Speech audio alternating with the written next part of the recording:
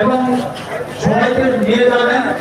আমাদের যেখানে পার্কিংয়ের ব্যবস্থা রয়েছে গাড়ি সেই জায়গাতেই থাকবে। আপনারা আমাদের সকল যারা সমর্থক তাদেরকে আপনারা সঙ্গে নিয়ে যাবেন এবং সাবধানতার সঙ্গে যাবেন। আমি সবার কাছে এই আবেদন এবং অনুরোধ রাখছি। ধন্যবাদ। শ্রেষ্ঠ ত্রিপুরায় অঙ্গীকার পদ্ম চিহ্নে বা সূর্য উঠবে, সবার মুখে হাসি ফুটবে। মুক্তিদাতাকে তোমাকে সর্বদাই কাজে